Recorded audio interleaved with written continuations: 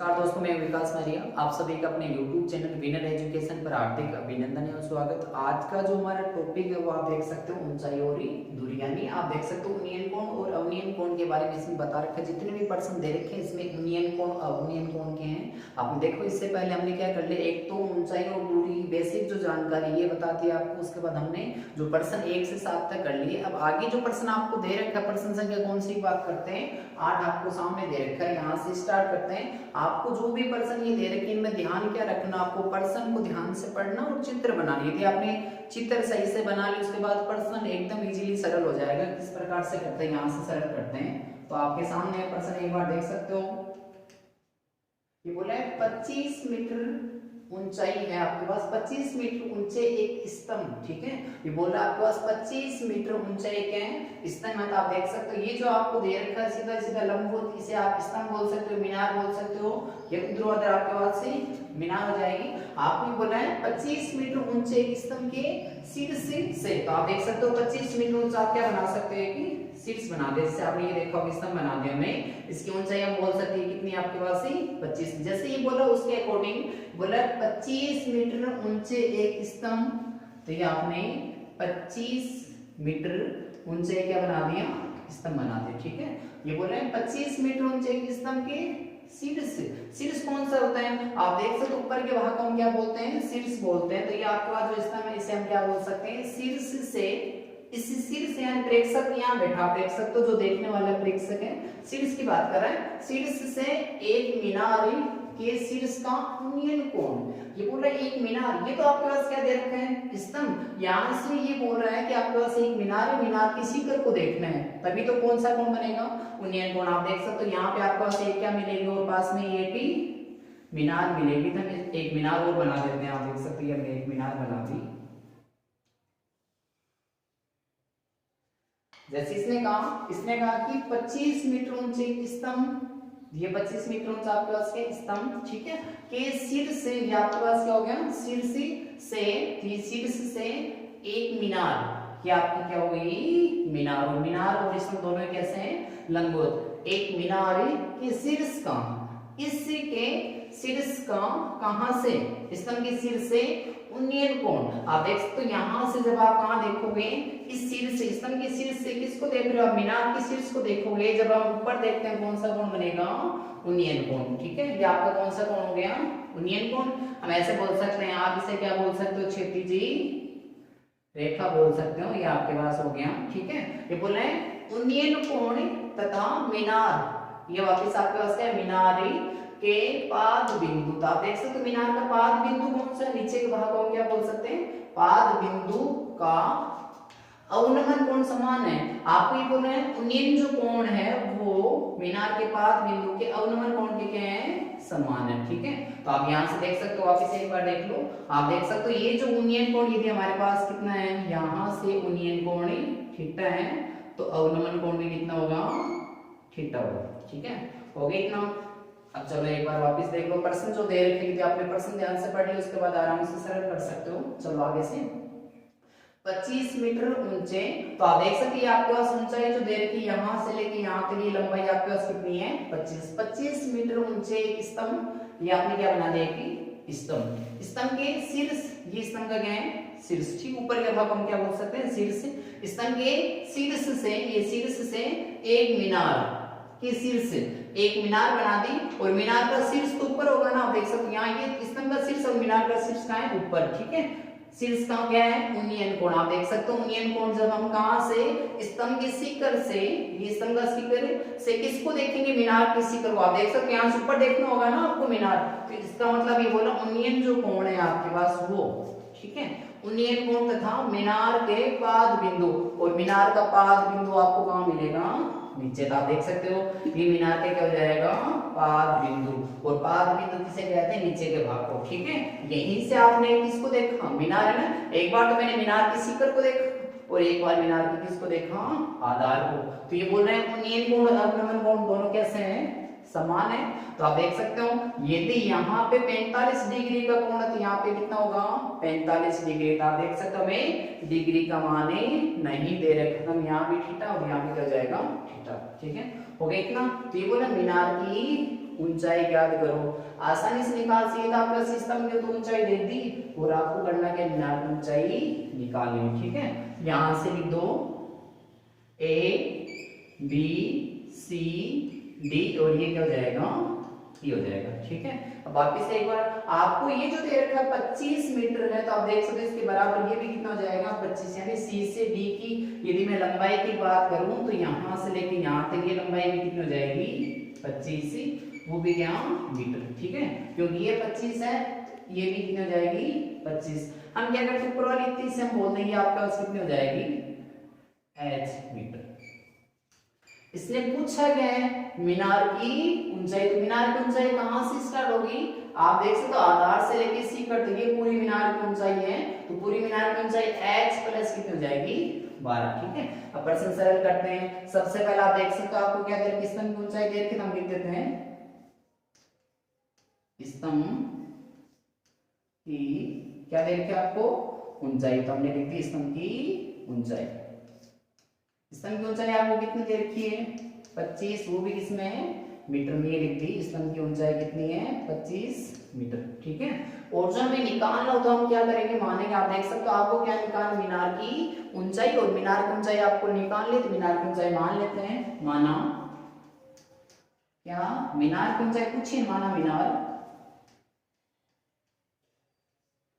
की ऊंचाई। ठीक है, आप देख सकते हो मीनार की जो ऊंचाई है हमारे पास, मीनार कौन सी दे रखी है, ये आपकी मीनार है। वैसे आप देख सकते हो मैं यहाँ लिख दूं कोष्टक मीनार आपकी ई से लेके सी तक या सी से लेके ई तक, ऐसे बोलते हैं सी की आपके पास मीनार की क्या ऊंचाई है। और वैसे आप देखो मीनार की ऊंचाई सी से ई तक क्या हो जाएगी, सी 25 और प्लस क्या हो जाएगा h, ये आपने लिख दिया 25 प्लस h, और ये भी किसमें है मीटर में। ठीक है, और ये हमने क्या किया है माना है। आपको जो इकाई निकालना हम क्या करते हैं सदैव मानते हैं, तो आपको ये बोला मीनार की ऊंचाई ज्ञात करो, हमने मीनार की ऊंचाई मान ली, माना मीनार की ऊंचाई, तो ये पूरी मीनार की ऊंचाई है, तो मीनार की ऊंचाई यहाँ से 25 प्लस h, आप देखते हैं ये पूरी मीनार की क्या दे रखी है ऊंचाई। यहाँ तक समझ में आ गया। अब आप देख सकते हो उन्नयन कोण और अवनयन कोण दोनों कोण कैसे दे रखे हैं, आपको समान दे रखे हैं। चलो लिख दो एक बार, कोण का निशान लगा दिया। अब ये आपका उन्नयन कोण है, तो इसको लिख देंगे हम ई ए डी। आप देख सकते हो यहां से एक के ऊपर ये कोण बन रहा है, तो ई ए डी जो कोण है, ई ए डी जो कोण है वो कोण, ये भी आप देख सकते हो कितना दे रखा आपको थीटा दे रखा है, ये भी थीटा है क्या, हम ये भी बोल देंगे सी ए डी, एक ऐसे लिख दिया कोण जो आपका सी ए डी। और दोनों कोण कैसे हैं, आप ये बोल रहे हैं कि उन्नयन कोण और अवनयन कोण दोनों कोण आपको कैसे दे रखे हैं, समान दे रखे हैं। आप देख सकते हो एक तो उन्नयन कोण एक है अवनमन कोण है, कैसे समान है बराबर हो गए, हो गया इतना। अब आपका त्रिभुज है, कर लो हम, देखो समकोण त्रिभुज, समकोण त्रिभुज लेते हैं, एक तो ये त्रिभुज ले लेते हैं ए डी ई, तो आप देख सकते हो त्रिभुज आपके पास ए डी ई एक है समकोण त्रिभुज। ठीक है, तो हमने क्या लिख दिया, आप देख सकते हो हमारी जो ये तीन इकाई दे रखी है, तीन इकाई कौन से त्रिभुज में काम करती है, समकोण त्रिभुज में काम करती है। तो आपको करना क्या है, इनमें से समकोण त्रिभुज लेना। हमने समकोण त्रिभुज कौन से लिया, ए डी ई, तो आप देख सकते हैं आपके पास ए डी समकोण त्रिभुज है। ठीक है, यहां से बात करते हैं। अब आप देख सकते हो जो थीटा है, थीटा के सामने भुजक हम क्या बोल सकते हैं, लंब, ये आपके पास क्या हो जाएगा लंब। ठीक है, हो गया। और ये कितने डिग्री कोण दे रखे हैं यहाँ पे 90 डिग्री, और 90 डिग्री सबसे बड़ी भुजक हम क्या बोलते हैं कर्ण, और नीचे आपके पास क्या हो जाएगा आधार हो जाएगा। हो गया इतना, तो आप देख सकते हो आपके पास क्या तो है लंब तो है। ठीक है, कर्ण है क्या आपके पास से, आप देख थीटा के सामने एक भुजा है, सबसे बड़ी भुजा, समकोण त्रिभुज की सबसे बड़ी भुजा हम क्या बोलते हैं कर्ण बोलते हैं। आप देख सकते हो आपके पास किसका मान नहीं है, कर्ण का मान नहीं है। तो आप देख सकते हो इसमें भी क्या चाहिए, कर्ण चाहिए। साइन में लंब और कर्ण दोनों चाहिए, कर्ण हमारे पास है नहीं। वैसे कोस में क्या चाहिए आपको, कर्ण चाहिए, आधार बट्टे कर्ण हमारे पास इसमें भी क्या नहीं, कर्ण हम कौन सा लगा सकते हैं, टेन का लगाते हैं। ठीक है, तो यहाँ मैंने लिखा टेन थीटा बराबर, ठीक है, टेन थीटा बराबर, टेन क्या बोलते हैं लंब को, ऊपर लिखो आप, तो ये आप देख सकते हो थीटा के सामने भुजा आपके पास क्या है लंब, और लंब का मान हम सीधा रख देते हैं, कितना ये आपके पास ही h। तो यहाँ आप रख सकते हो h, ठीक है। टेन के अकॉर्डिंग लंब बटे आधार नीचे लिखना है। आप देख सकते हो आधार का मान आपके पास है क्या, आधार का मान नहीं है तो भी आप देख सकते हो इसमें, और नीचे वाले आधार आपके पास है, इसमें क्या हो जाएगा आधार ही 80, हम यहाँ 80 रख देते हैं क्योंकि हमारे पास आधार वैसे दे नहीं रखा, लेकिन आप देख सकते हो इन दोनों में आधार आपका कैसा है, कॉमन है। यदि आपको कॉमन आधार मिल रहा है इसका मतलब आधार आपको दे रखा है, ठीक है। ये आपके पास 80 आधार हो जाएगा। यहाँ तक हो गया। अब इसको आप देख सकते हो समीकरण आप नाम दे दो एक, यही एकदम छोटा सा प्रश्न दे रखा है। इसी प्रकार दूसरा समकोण त्रिभुज ले लेते हैं, इसी प्रकार से काम करने जैसे आपने ऊपर इसी प्रकार समकोण है ये लिखा अपने समकोण है, उसके बाद क्या ले लेंगे त्रिभुज। समकोण त्रिभुज कौन सा, एडीसी, समकोण त्रिभुज एडीसी से, ठीक है। आप देख सकते हो वापस देख लो। अब एक ऊपर वाला त्रिभुज हो गया हमारा, नीचे वाला त्रिभुज लेंगे एडीसी, इस त्रिभुज में थीटा के सामने भुजा हम क्या बोल देंगे, लंब हो गया ये लंब, ठीक है। ये 90 डिग्री कोण है, यानी इस त्रिभुज की बात करें इससे सबसे बड़ी भुजा कौन सी है, एसी दे रखी, इसे हम क्या बोल सकते हैं, कर्ण बोल सकते हैं। आपका क्या है, आधार, ठीक है। इस त्रिभुज में ये लंब, ये कर्ण, ये क्या है, आधार। आप देख सकते हो लंब का मान कितना दे रखा है 25, ठीक है। आधार में 80 ले लेकिन आपके पास किसका मान नहीं है, कर्ण का। यदि हमारे पास कर्ण का मान नहीं है तो हम कौन सी इकाई नहीं ले सकते, साइन भी नहीं ले सकते और कोस भी नहीं ले सकते, हम कौन सी इकाई ले सकते हैं, टेन। तो यहाँ 10 ले लिया, ठीक है। और थीटा आप देख सकते हो कितना दे रखा है, थीटा बराबर 10 बोलता है, क्या 10 बोल रहा है, लंब को ऊपर लिखो। इसमें लंब कौन सा है, ये C से D, और C से D तक की लंबाई कितनी आपको दे रखी है 25, हमने यहाँ कितने रख दिए 25 बट्टा, उसके बाद क्या बोल रहे हैं, आधार को नीचे, आधार इसमें कौन सा है 80, तो आप यहाँ 80 को नीचे रखिए। ये समीकरण कौन सी हो जाएगी 2, ठीक है। अब समीकरण 1 और 2 की बात करते हैं, तो यहाँ लिख देंगे समीकरण कौन सी हमारे पास होगी, तो समीकरण 1 व समीकरण कौन सी 2, यहाँ लिखते समीकरण 1 और 2 से। अब समीकरण 1 में भी आप देख सकते हो क्या दे रखा आपको, tan थीटा बराबर ये दे रखा, और ये भी बोल रहा है tan थीटा का मान इतना, तो आप देख सकते हो समीकरण 1 और 2 से। हम यहाँ 2 की बात करें तो आप देख सकते हो 2 के बराबर में क्या दे रखा है 25 बटा 80, ठीक है। आप देख सकते हो 25 बटा 80 दे रखे हैं। यहाँ क्या आपके पास tan थीटा, इस tan थीटा की जगह हम क्या लिख सकते हैं h बटा 80। एक बार वापस देख लो, समीकरण 1 और 2 की बात करते हैं, ये भी tan थीटा का मान, ये भी किसका मान है, tan थीटा का मान दे रखा। आप देख सकते हो समीकरण 1 में बोले tan थीटा का मान इतना है, ये जो ये tan थीटा h बटा 80 इस tan थीटा की जगह रखने के बाद ये आपके पास इकाई होगी, आप देख सकते हो 80 क्या हो गया, कैंसिल हो गया, ठीक है। अब यहाँ काम करते हैं, आप देख 80 नीचे दे रखा और नीचे से या 80 को आप क्या है कहाँ दे रखा, गुना में पक्षांतरण करते तो भी ऊपर जाके ये नीचे कैंसिल हो जाता है, ठीक है। h बराबर कितना आ गया 25, और वो भी किसमें, मीटर में, ठीक है।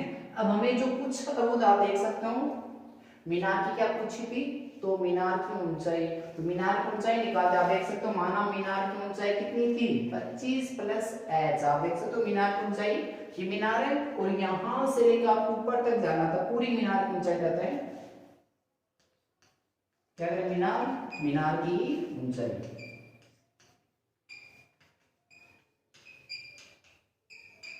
मीनार की ऊंचाई आप देख सकते हो, हमने क्या है मीनार कब आई, मीनार की ऊंचाई 25 में क्या और जोड़ना है h और जोड़ना, मैं ऐसे लिख दूंगा 25 प्लस h।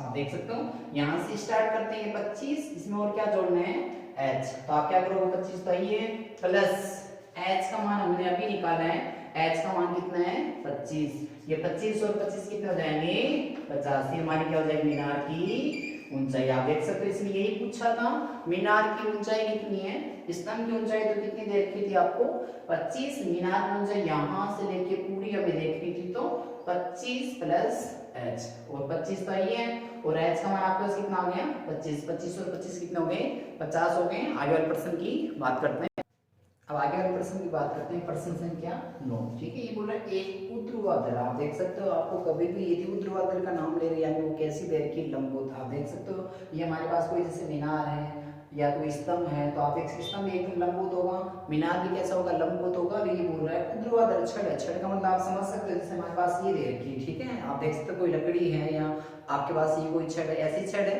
ये बोल रहा है कि एक ऊर्ध्वाधर का मतलब लंबवत, ठीक है, छड़ की लंबाई आप देख सकते हो। ये तो आपके पास ऊर्ध्वाधर क्या हो जाएगा, एक छड़ हो जाएगी, तो ये हमने एक ही छड़ बना दिया, ये छड़ की क्या हो जाएगी, लंबाई। लेकिन है कैसी वो ऊर्ध्वाधर, ऊर्ध्वाधर होने का मतलब वो कितने डिग्री कोण बना रही है, समतल के साथ 90 डिग्री का वो क्या बना रही है, कोण बना रही है, ठीक है। तो ये बोले एक ऊर्ध्वाधर छड़ की लंबाई उसकी छाया की लंबाई के क्या है, अनुपात। यदि ऊर्ध्वाधर जो छड़ है और उसकी छाया का जो लंबाई का अनुपात है वो आपको ये बोल रहा है 1:√3, ठीक है। तो आप देख सकते हो ये तो हमारे पास हमने पहले क्या बना दिया कि छड़ होगी लंबवत है, उसके बाद आपको करना क्या है, ये छड़ की क्या हो जाएगी, परछाई होगी इतना। ये बोलना है, वापस देख ले एक बार, एक ऊर्ध्वाधर छड़ की लंबाई, ये तो आपके पास एक ऊर्ध्वाधर छड़ होगी क्योंकि ये 90 डिग्री का कोण बना रहा है, किसके साथ, समतल के साथ। उसके बाद बोल रहे हैं इसकी छाया की लंबाई का अनुपात, ये छड़ है लंबाई, ये छड़ की छाया की क्या हो जाएगी, लंबाई। इन दोनों का यदि अनुपात निकालो तो कितना है, 1:3 हो, तो सूर्य का उन्नयन कोण बताना है। उन्नयन कोण आप देख सकते हो, उन्नयन कोण हम कहां से, यदि नीचे से कहां देखते हैं, ऊपर देखते हैं, तो आपका कौन सा कोण बनता है, उन्नयन कोण बनता है। आप देख सकते हो नीचे जो आपको दे रखा है, यहां से देखोगे किसको, ऊपर देखोगे तो उन्नयन कोण जो आपको दे रखा है वो आपके पास कितना होगा, थीटा होगा। तो आप देख सकते हो ये आपका सूर्य का उन्नयन कोण और ये उन्नयन कोण कितना हो जाएगा, थीटा, ठीक है। तो इसे कहा सूर्य का उन्नयन कोण। उन्नयन का मतलब ऊपर देखना, जब यहां से आप छड़ के ऊपर को देखोगे तो आपका उन्नयन कोण है, इसका आपको मान बताना। यहां तक समझ में आ गया क्या। अब आपको जो दे रखा है इसने एक बार वापस देख लो, ये बोल रहे हैं छड़ की लंबाई और छाया का अनुपात निकाल के दिए है, हमें ये नहीं पता कि छड़ की लंबाई कितनी है, उसकी परछाई की लंबाई कितनी है, ठीक है। कभी भी आपको जैसे ये आपके पास कोई एक आयत है, ये मैं बोल दूं आयत की आपके पास लंबाई तो कितनी है, 8 सेंटीमीटर और चौड़ाई आपको 4 सेंटीमीटर दे रखी है। अब इनका अनुपात निकालते हैं, किसका, लंबाई और चौड़ाई का। लंबाई 8 है, चौड़ाई कितनी है, 4, तो अनुपात निकाल कितना हो जाए, 2:1।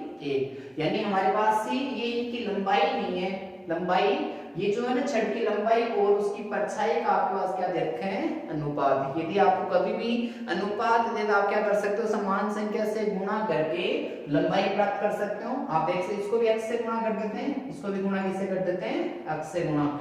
एक को x से गुणा करें तो हम ये बोल सकते हैं इसकी जो छड़ की लंबाई हम बोल देंगे x हो जाए, इसकी क्या हो जाएगा, √3x से यहाँ लिख सकते हैं। देखो एक बार, तो यहाँ x को 1 से गुणा करोगे, ये तो हमने मान लिया जैसे कि इसकी जो लंबाई है छड़ की वो कितनी है, x को 1 से गुणा कर दी, ये लंबाई होगी, ठीक है।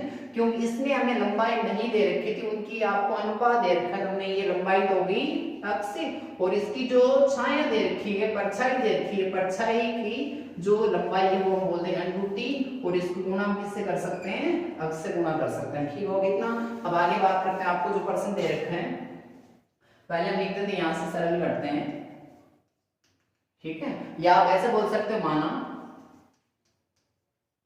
आपको जो छड़ दे रखी, माना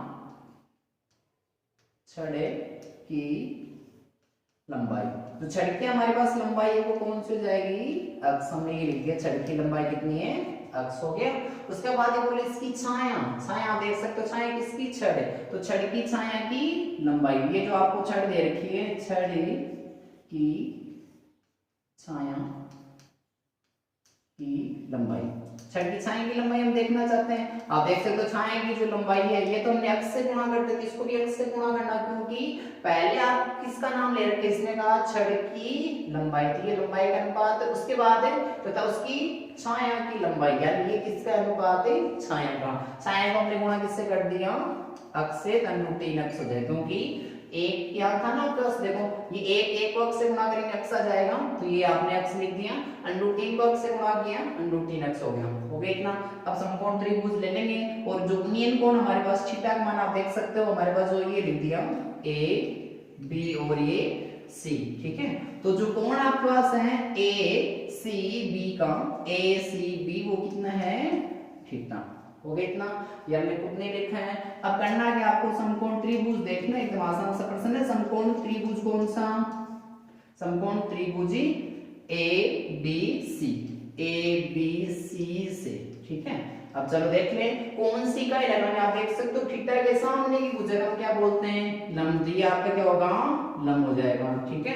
और जो आप देख सकते हो थीटा के सामने की भुजा लंब है, और ये जो 90 डिग्री कोण देगी इसके सामने सबसे बड़ी भुजा हम क्या बोलते हैं, फ्रंट बोलते हैं। नीचे वाला भाग आपके पास क्या है, आधार है। ठीक है, हम यहाँ से देखते हैं हमारे पास लंब का मान x है और आधार का मान किसका मान नहीं है, कर्ण का। आप देख सकते हो यदि sin की इकाई लगाओ तो भी आपको क्या चाहिए, कर्ण चाहिए। कोस में भी क्या चाहिए, कर्ण। हम कौन सी इकाई लगा सकते हैं, tan की इकाई लगा सकते हैं। ठीक है, तो आप देख सकते हैं यहाँ क्या लिखोगे, tan थीटा, क्योंकि थीटा की जगह किसने क्या दे रखा है, थीटा ये है, tan थीटा बराबर, क्योंकि हमें थीटा का मान क्या करना है, निकालना। हमारे पास है नहीं, tan का लगा रहे हैं। tan क्या बोल रहा है, लंब को ऊपर लिखना, आधार को कहाँ लिखना है, नीचे। तो आप देख सकते हो लंब का मान हमारे पास कितना है, x, और आधार का मान आपको देखना है, लंब बटे क्या है, आधार। आधार का मान कितना दे रखा है, √3x। ठीक है, अब आप देख सकते हो ऊपर और नीचे समान संख्या का भाग ज्यादा कम दे सकते हैं। आप देख सकते हो ऊपर भी x है, नीचे भी क्या दे रखा है, x। तो x में x का भाग कितने बार जाएगा, एक बार। समझ में आ गया इतना। आगे हमारे पास यहाँ तो क्या है, tan थीटा बराबर है ये 1 बट्टा नीचे क्या बचे, √3। अब आपको ये जो इकाई दे रखी tan, तो आपको करना है कि त्रिकोणमिति अनुपात की सारणी में देखना 1 बट्टा √3 मान कितने डिग्री का मिलेगा। tan कितने डिग्री का मान 1 बट्टा √3 दे रखे हैं, तो आप ये हो गया tan थीटा। वहां आप देखोगे tan के अंदर तो 1 बट्टा √3 tan 30 डिग्री का मान मिलेगा। कितने डिग्री मान मिलेगा, 30। ये tan है तो यहाँ थीटा का मान निकाला, tan के अंदर देख लो 1 बट्टा √3 कितने डिग्री का है, tan 30 डिग्री का। तो tan से tan कैंसिल, थीटा बराबर कितना हो जाएगा, 30 डिग्री। यही हमें क्या है पूछा था, सूर्य का, ये बोले सूर्य का उन्नयन कोण, और सूर्य का उन्नयन कोण कितना आ गया, 30 आ गया। यदि प्रश्न में आपको कोई डाउट है तो आप देखो वापस रिवाइज करके देख सकते हो। ठीक है, आगे वाले प्रश्न की बात करते हैं। आगे 10वें प्रश्न की बात करते हैं। तो आपको जो प्रश्न दे रखा है वो बोल रहा है एक पहाड़ी का ढलान। आप देख सकते हो पहाड़ी सभी ने देखी होगी, ये ऐसी सी होती है पहाड़ी, आप देख सकते हो। ठीक है, लेकिन ये बोल रहा है एक पहाड़ी का ढलान क्षैतिज के साथ 60 डिग्री का कोण बनाता है। क्षैतिज हम किसे बोलते हैं, आप देख सकते हो हमारे पास जो ये तो आपके पास क्या हो जाएगा, जैसे क्षैतिज हो गया, ये आपके पास क्या है, क्षैतिज। ठीक है, इसने कहा एक पहाड़ी क्षैतिज के साथ 60 डिग्री का कोण बनाते हैं। ठीक है, हो गया इतना। उसके बाद ये बोल रहा है यदि शिखर तक पहुंचने के लिए 500 मीटर चलना पड़ता। तो आप देख सकते हो आपको ये बोला शिखर तक पहुंचने के लिए, यानी शिखर कौन सा, ऊपर के भाग, जो पहाड़ी ऊपर का भाग है वहां तक पहुंचने के लिए आपको कितना चलना पड़ता है, 500 मीटर चलना पड़ता है। तो ये बोला पहाड़ी की क्या बतानी है, ऊंचाई। आप देख सकते हो जो पहाड़ी हमारे पास होती है, जैसे हमने ये बना दी, ये आपकी क्या हो जाएगी, पहाड़ी की ऊंचाई भी आपके पास पहाड़ी की ऊंचाई हो जाएगी। ठीक है, अब एक बार देखना जो मैं पूछा है सबसे पहले उसको देख लेते हैं। जो आपको पूछा है इसने कहा पहाड़ी की ऊंचाई। तो आप देख सकते हमारे पास पहाड़ी होती तो ऊंचाई सदैव कैसी बतानी है, आपको लंबवत बतानी है, यानी पहाड़ी की ऊंचाई पूछी है तो ये आप देख सकते हो। इसने कहा पहाड़ी की ऊंचाई याद कीजिए, तो हम पहाड़ी की ऊंचाई मान लेते हैं जैसे कि h मीटर होगी। ठीक है, यहाँ तक ऊपर चलो वापिस से। यदि शिखर तक पहुंचने के लिए 500 मीटर चलना पड़ता, तो आप देख सकते हो शिखर तक पहुंचने के लिए हम कैसे भी जा सकते हैं, पहाड़ी से हो सकता है कि यदि आप ऐसा दे रखा ऐसे भी जा सकते हो, आप ढलान की साइड भी जा सकते हो, और सीधा ऐसे भी जाते हो। आप देखते हो कुछ को देखा होगा जो रस्सी बांध के ऊपर ऐसे चलते हैं, लेकिन हमें इसने पूछा है ये ऊंचाई पूछे, यानी जो जाने वाले ऐसे नहीं गया होगा, जो पहुंचा यदि शिखर तक पहुंचने में 500 मीटर चलना पड़ता है। यदि हम यहाँ पे हैं, हमें कहाँ जाना है, जो आपको पहाड़ी दे रखी, पहाड़ी के कहाँ जाना है, शिखर तक जाना थी। हमने ये इसको मिला दिया, तो आप देख सकते हो ये आपका क्या हो जाएगा, ढलान हो जाएगा। एक बार वापस से आपको ये बोला है कि यदि शिखर तक पहुंचने के लिए 500 मीटर चलना पड़ता है, कोई व्यक्ति यहाँ है, यहाँ से वो कहाँ जाएगा, शिखर, और शिखर कौन से है, ऊपर, यहाँ पहुंचने के लिए उसे कितना चलना पड़ेगा, 500 मीटर। ये हमने लिख दिए 500 मीटर। ठीक है, अब प्रश्न वापिस से इसने कहा एक पहाड़ी, तो ये हमने क्या बना दी थी, पहाड़ी बना दी। ठीक है, एक पहाड़ी का ढलान, ढलान किसे बोलते हैं, ये जो त्रिक दे रखा है ना आपको, ये आपका पहाड़ी का क्या है, ढलान। इसने कहा पहाड़ी का ढलान, ये तो ढलान हो गया। ठीक है, ये आपका क्या है, ढलान। क्षैतिज, तो ये आपका नीचे भाग हम क्या बोलते हैं, क्षैतिज। ये तो ढलान और ये क्या हो गया, क्षैतिज। ये बोल रहे हैं पहाड़ी का ढलान क्षैतिज के साथ 60 डिग्री का कोण बना रहा है। तो ये आपका यहाँ कोण कितना होगा, 60 डिग्री। ये आपने लिख दिए 60 डिग्री हो गया इतना। ठीक है, इसने कहा ढलान, ये ढलान, और ये क्या हो जाएगा, क्षैतिज के साथ। यदि पहाड़ी का ढलान क्षैतिज के साथ 60 डिग्री का कोण बनाता है, ये हमने बना दिया। हो गया इतना।